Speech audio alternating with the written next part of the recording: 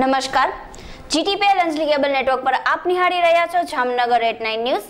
જામનગર અને જિલ્લાભરમાં બનેલી ઘટનાઓ સમાચારના રૂપમાં. સમાચારો શરૂ કરતા પહેલા જોઈ લઈએ આજના મુખ્ય સમાચારો.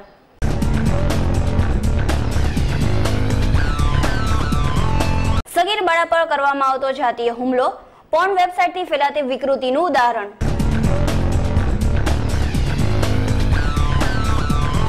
ટિંકુ નર્સરીની જગ્યાનો રાતોરાત કબજો લેતું જામ્યુકો, તાબડતોડ શરૂ કરાયું ડિમોલિશન.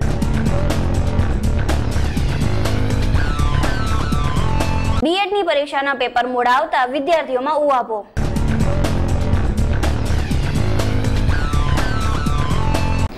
હવે જોઈએ સમાચારો વિગતવાર. જામનગર લાખોટા તળાવના બ્યુટિફિકેશનનો પ્રોજેક્ટ અતિની ગતિએ આગળ વધી રહ્યો છે. ટિંકુ નર્સરીનો કબજો રાતોરાત લઈ લેવામાં આવ્યો અને તાબડતોડ ડિમોલિશનની કાર્યવાહી કરવામાં આવી. જામનગર મહાનગરપાલિકા દ્વારા હાથ ધરવામાં આવેલ રણમંડ લેક બ્યુટિફિકેશન પ્રોજેક્ટની રાહમાં રોડુ બનેલી ટિંકુ નર્સરીની જગ્યા ખાલી કરવા બાબતના કાનૂની જંગના મહાનગરપાલિકાનો વિજય થતાં જ મહાનગરપાલિકાનું તંત્ર સજાગ બની ગયું હતું અને મળેલી તકને ઝડપી લઈ ગઈકાલે રાત્રે જ ટિંકુ નર્સરી ઉપર પોલીસ ચોકી પહેરો ગોઠવી દઈ આજ સવારથી કબજો સંભાળી લેવાની કાર્યવાહી હાથ ધરવામાં આવી હતી. ટિંકુ નર્સરીનો કબજો સંભાળી લીધા પછી આજે યુદ્ધના ધોરણે ડિમોલિશન કામગીરી હાથ ધરવામાં આવી હતી. નર્સરીમાં રહેલા વૃક્ષો અંગે પૂછવામાં આવતા સંબંધિત અધિકારીઓએ જણાવ્યું હતું કે નર્સરીના સંચાલક વૃક્ષોનું અન્ય સ્થળે પ્રત્યારોપણ કરવાનું વિચારી રહ્યા છે, પરંતુ ટિંકુ નર્સરીના સંચાલકને પોતાનો સામાન અન્ય સ્થળે ખસેડે તે પહેલા જ ગઈકાલે રાત્રે કબજો લઈ લેવામાં આવ્યો હતો અને મહાનગરપાલિકાનું તાળું લગાવી ત્યાં ચુસ્ત બંદોબસ્ત ગોઠવી દેવામાં આવ્યો હતો. જ્યારે ટિંકુ નર્સરીના સંચાલક જગ્યાનો કબજો પ્રેમથી આપવાની બધી જ તૈયારી દેખાડી રહ્યા હતા, તેવામાં આ કબજો લેવાની પદ્ધતિ અંગે ટિંકુ નર્સરી વાળા કિશનભાઈએ ના છૂટકે આ અંગેની રજૂઆત કરવા એસપીને ત્યાં દોડી જવું પડ્યું હતું. મહાનગરપાલિકાના એસ્ટેટ ઓફિસર સિંગાડા મને સવારે સાંજે 6 વાગે આવી અને નોટિસ આપી ગયા કે આવતીકાલે સવારે 10 વાગે લેખિત છે, એની સહીવાળી નોટિસ છે, પણ જાવક વગરની નોટિસ છે, પોતાની રીતે લખી દઈ ગયા છે. ખરેખર કમિશનરે દેવી જોઈએ, એની બદલે પોતે દઈ ગયા છે.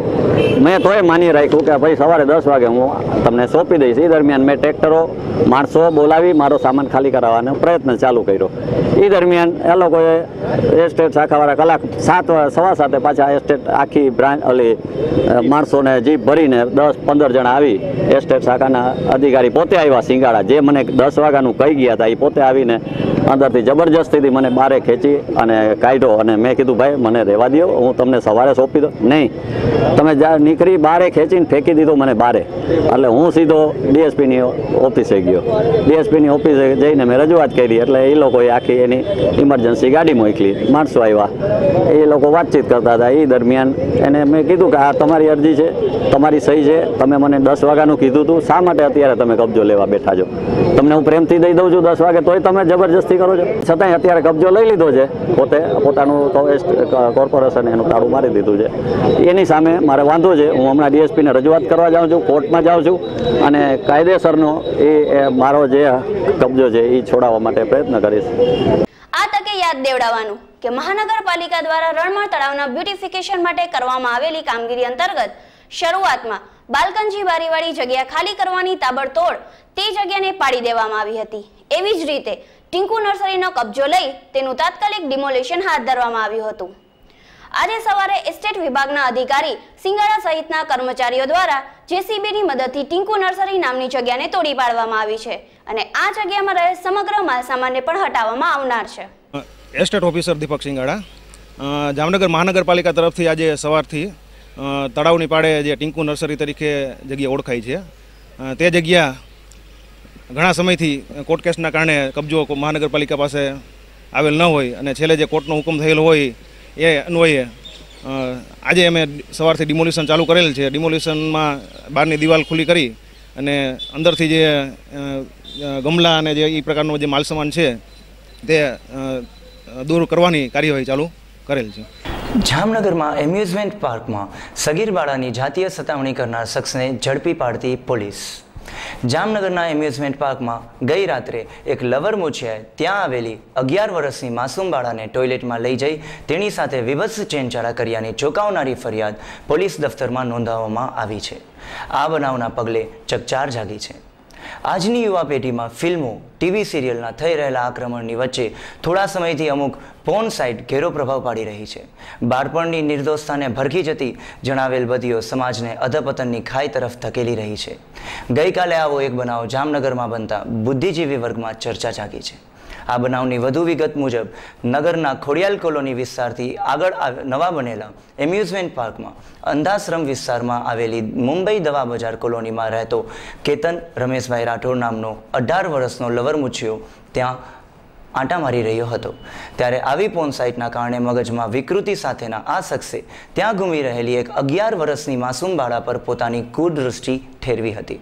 ત્યાર પછી મોકો જોઈને એમ્યુઝમેન્ટ પાર્કમાં અંદરના ભાગે બનવામાં આવેલા ટોયલેટમાં આ બાળાને હાથ પકડીને ઢસેડી ગયેલા આ ઢગાએ તે બાળાને કપડાં કાઢવાનો આદેશ કરી તેની જાતીય સતામણી કરી હતી. આ કૃત્યથી ડાઘાઈ ગયેલી બાળાએ માંડ પોતાનો હાથ છોડાવી ત્યાંથી નાસી જવામાં સફળતા મેળવી હતી.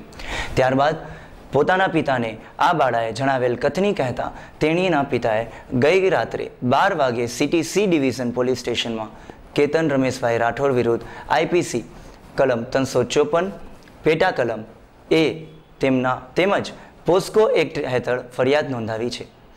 પોલીસે ગુનો નોંધી આરોપીને ઝડપી લીધો છે અને આગળની કાર્યવાહી હાથ ધરી છે. જામનગર જિલ્લા કોર્ટ બહાર હત્યા પ્રકરણના 2 તહોમતદારોએ કેદી પાર્ટીમાંના એક કોન્સ્ટેબલ ઉપર હુમલો કરી ઢીકાપાટુનો માર મારતા લાલ બંગલા પરિસરમાં અફડાતફડી મચી ગઈ છે. કોર્ટ મુદત પૂરી થતાં આરોપી કાચા કામના બંને કેદીઓએ જેલ અંદર પાનના પાર્સલનો વિશાળ જથ્થો લઈ જવા માટે કેદી પાર્ટી પર દબાણ કરી હુમલો કરી ફરજમાં રૂકાવટ કરી હોવાનું પોલીસમાં જાહેર થયું છે. જાણવા મળતી વિગત મુજબ જામનગરની જિલ્લા જેલમાં રહેતા કાચા કામના 2 કેદી ઇરફાન ઉર્ફે મુન્ના અસલમ અને ઇરફાન ઉર્ફે સોનુ અબ્બાસ આ બંનેને ગઈકાલે બપોરે પોલીસ જાપ્તા સાથે કોર્ટમાં તારીખમાં લાવવામાં આવ્યા હતા. ત્યારે કોર્ટ કમ્પાઉન્ડની બહારના રોડ પર આ બંને શખ્સોએ પોલીસ હેડક્વાર્ટર ખાતે ફરજ બજાવતા કોન્સ્ટેબલ શૈલેષ વસંતભાઈ વાઘેલાની ફરજમાં રૂકાવટ કરી અપશબ્દો બોલી ઢીકાપાટુનો માર માર્યો હતો.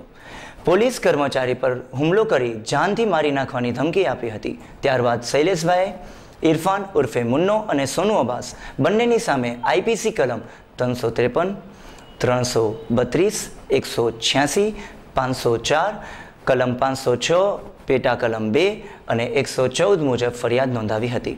આ બનાવથી પોલીસ બેડામાં ભારે ચકચાર ફેલાઈ જવા પામી છે.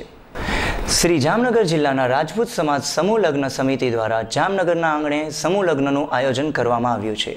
સમગ્ર જામનગર જિલ્લાના રાજપૂત સમાજના પરિવાર માટે તેમજ સૌરાષ્ટ્ર કચ્છમાં વસતા રાજપૂત સમાજની તમામ શાખાઓના પરિવારો માટે સમૂહ લગ્નનું ભવ્ય આયોજન તારીખ 10/5/2014ના શનિવારને વૈશાખ સુદ 11ના શુભ દિવસે કરેલ છે. જેમાં કુલ 15 નવ દંપતીઓના લગ્ન સંપન્ન થશે અને અંદાજે 5 થી 7 હજાર રાજપૂત સમાજના ભાઈઓ બહેનો એકઠા થશે અને સમૂહ ભોજન લેશે. આ પ્રસંગ જામનગર ગાંધીનગર રેલવે સ્ટેશન પાસે શ્રી કષ્ટભંજન હનુમાન મંદિરના ગ્રાઉન્ડમાં યોજાનાર છે. અને આ પ્રસંગમાં હાજરી આપવા શ્રી રાજપૂત સમાજના આગેવાનો તેમજ જામનગરના ભીખુભા હરિસિંહ વાઢેર, ધારાસભ્ય ધર્મેન્દ્રસિંહ જાડેજા ઉર્ફે હક્કુભા, CR જાડેજા, પૂર્વે મેયર ધર્મેન્દ્રસિંહ ઝાલા, કનકસિંહ જાડેજા તથા અન્ય આગેવાનો તથા રાજકોટ, ભાવનગર, સુરેન્દ્રનગર, જૂનાગઢ, પોરબંદર, અમદાવાદ રાજપૂત સમાજના પ્રમુખશ્રીઓ હાજર રહેનાર છે. તેમજ આ પ્રસંગે આશીષ વચન માટે પરમ પૂજ્ય મહંત શ્રી દેવપ્રસાદ મહારાજ શ્રી આણંદાબાવન સેવા સંસ્થા જામનગરથી પણ પધારશે. ધરાનગર 2 વિસ્તારમાં નવા આવાસની બાજુમાં આવેલા પાવર હાઉસ નજીક રહેતા મન્નુભા જાડેજાના ઘરે નળ વાટે આવેલા પાણીમાંથી જીવાત નીકળતા આ વિસ્તારમાં પાણીજન્ય રોગચાળાની ભીતિ સેવાઈ રહી છે.